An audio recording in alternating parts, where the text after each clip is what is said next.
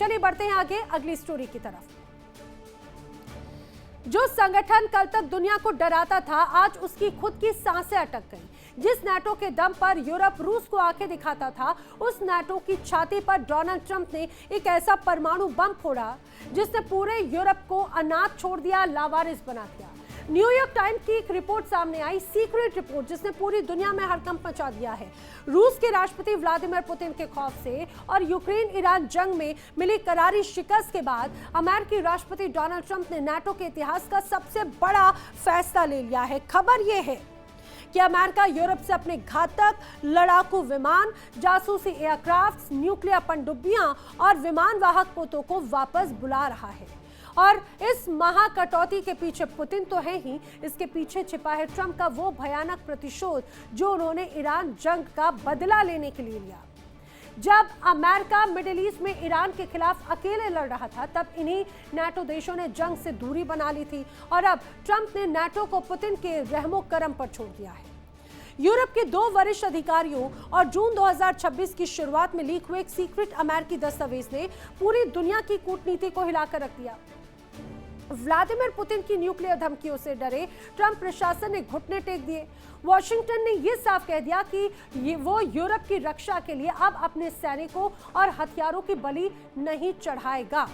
America ने NATO को तगड़ा झटका देते हुए अपने लड़ाकू विमान, पनडुब्बी और समंदर की निगरानी प्रणालियों को वापस बुलाने के गुप्त आदेश भी जारी कर दिए और तर्क ये दिया जा रहा है कि ये नीति नाटो 3.0 रणनीति का हिस्सा है और यूरोपीय देशों को अपनी सुरक्षा खुद करनी चाहिए।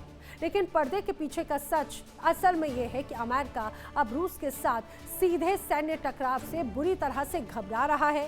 पेंटागन इस महाकटौती के आंकड़ों पर मुंह बंद करके बैठा है और सीधे जवाब देने से वो बच रहा है।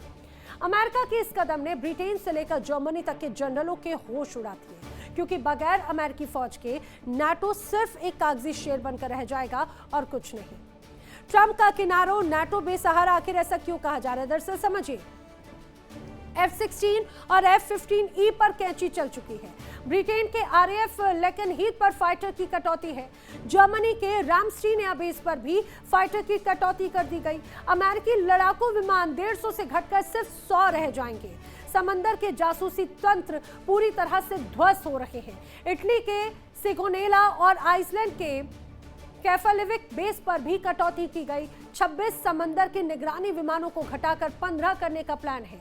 इतना ही नहीं, हवाई ईंधन टैंकर पूरी तरह से साफ हो चुके हैं। यूरोप में तैनात रिफ्यूल करने वाले 8 टैंकर हटाए जाएंगे। न्यूक्लियर पनडुब्बी की विदाई भी हो रही है। अमेरिकी न्यूक्लियर सबमरीन अब वापस बुलाए जाने की तैयारी एक तरह से अमेरिका की तरफ से की जा रही है। भूमध्य सागर और उत्तरी अटलांटिक में भी ये जिनकी तैनाती है, उन्हें भी वापस बुला दिया जाएगा। विमान वाहक पोत का एग्जिट किस रूप में समझिए। यूरोप की जो एक तरह से कहा सुरक्षा में तैनात अमेरिकी एयरक्राफ्ट कैरियर शिफ्ट हो जाएंगे। उससे जुड़े दर्जनों फाइटर जेट्स भी शिफ्ट कर दिए जाएंगे।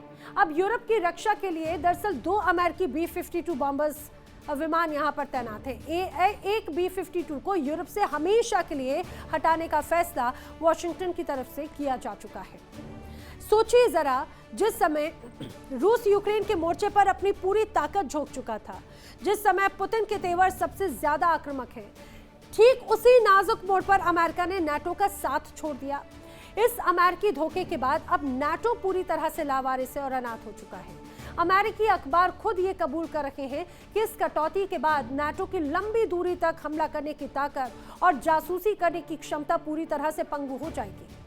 अब तक अमेरिकी नौसेना और निगरानी विमान उत्तरी अटलांटिक महासागर में रूसी न्यूक्लियर पनडुब्बियों की हर हरकत पर नजर रखते थे, लेकिन अब समंदर का वो रास्ता रूस के लिए पूरी तरह से खुला छोड़ दिया गया है।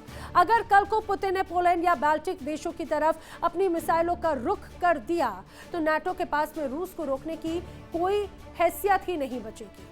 अमेरिकी वायुसेना के जनरल एलेक्स जे ग्रिनकेविच खुद ये मान रहे हैं कि नाटो पूरी तरह से अमेरिका पर निर्भर था और अब जब अमेरिका हाथ खींच रहा है, तो यूरोप के पास अपनी रक्षा के लिए बारूद तक बचा ही नहीं है। नाटो अनाथ हो चुका है, ऐसा क्यों कहा जा रहा है? निगरानी विमानों के हटने से रूस को खुली छूट मिल जाएगी। ग्रीनलैंड, आइसलैंड, यूके में रूसी पनडुब्बियों को ट्रैक करना असंभव हो जाएगा। विमान और बॉम्बर्स के जाने से रूस की एक तरह से ये कहा जाए कि पूरी तरह से जो चिंता थी वो खत्म हो जाएगी।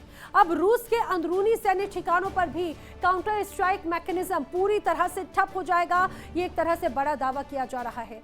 रूस की किंजल और जिरकान मिसाइल आखिर कैसे रोकी जाएंगी? रूस की जो मिसाइल है रोकने के लिए यूरोप के पास में एयर डिफेंस सिस्टम दरअसल कुछ है ही नहीं। अमेरिका के भरोसे ही एस्टोनिया, लातविया और लिथुआनिया की सुरक्षा थी।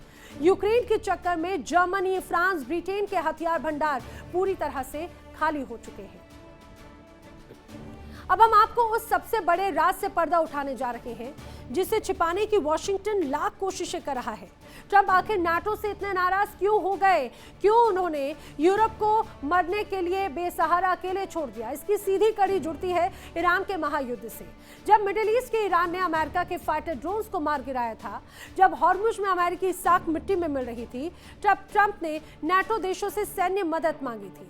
ट्रंप चाहते थे कि यूरोप के देश ईरान के खिलाफ इस जंग में अमेरिका के कंधे से कंधा मिलाकर लड़े, लेकिन फ्रांस, जर्मनी और अन्य यूरोपीय देशों ने अपनी खाल बचाने के लिए अमेरिका का साथ देने से साफ इनकार किया और यूरोप के इस धोखे को डोनाल्ड ट्रंप भूल नहीं पाए। दावा किया जा रहा है कि ट्रंप की युद्ध नीति के रणनीतिकार एल्ब्रिश कैल्बो के दिमाग में यही बात बैठी हुई थी कि जो नाटो देश अमेरिका के संकट में उसके काम नहीं आ सकते, उन पर अरबों खरबों डॉलर आखिर बहाए क्यों जाए। और इसी ईरान जंग का बदला लेने के लिए ट्रंप ने नाटो की लाइफलाइन काटने का फैसला कर लिया और कहा जा रहा है ये नाटो 3.2 रणनीति नहीं है, ये ट्रंप का वो तीखा प्रहार है जिसने यूरोप को सीधे सीधे ला दिया है घुटनों पर। बार बार दावा ये किया जा रहा है कि इस पूरे तनाव के बीच में ईरान के युद्ध के साथ में ट्रंप को बार बार अनुरोध किया गया था। नाटो का ईरान जंग से किनारा हो चुका था। कई बार ये दावा किया गया मिडिल ईस्ट में नाटो देशों को आना चाहिए, लेकिन नाटो कंट्रीज ने क्लियर इनकार कर दिया। हुतियों के खिलाफ लाल सागर में अब अमेरिका पूरी तरह से अलग थलग अकेला पड़ चुका है। अमेरिकी नौसेना के ऑपरेशन प्रॉस्पेरिटी गार्जियन से नाटो का किनारा हो चुका है। फ्रांस, जर्मनी ने अपने युद्धपोत अमेरिकी कमान के तहत दरअसल दिए ही नहीं। ईरान की जंग में नाटो कई देशों ने लॉजिस्टिक सपोर्ट देने से सीधे सीधे आनाकानी करते हुए नजर आए और वो इनकार करते हुए नजर आए, और यही वजह है कि बड़ा तनाव एक तरह से देखने को मिल रहा था। और यही वजह है कि ट्रंप का ये फैसला नाटो के लिए किसी डेथ वारंट से कम नहीं था। उसी का बदला एक तरह से अब अमेरिका नाटो कंट्रीज से लेता हुआ नजर आता है, बेसहारा छोड़ता हुआ नजर आता है। हालांकि शायद नाटो कंट्रीज को इस स्टैंड को लेकर कहीं ना कहीं अंदेशा जरूर था, लेकिन अगर ऐसा होता है तो आने वाले वक्त में जिस तरह से रूस का वज्रपात नाटो कंट्रीज पे नजर आ रहा था, डर नजर आ रहा था, आखिर उसका क्या होगा? और नाटो से नाराजगी क्या अमेरिका के लिए भी आने वाले वक्त में एक बड़ी चिंता का सबब बनेगा? यह आने वाला वक्त बताएगा।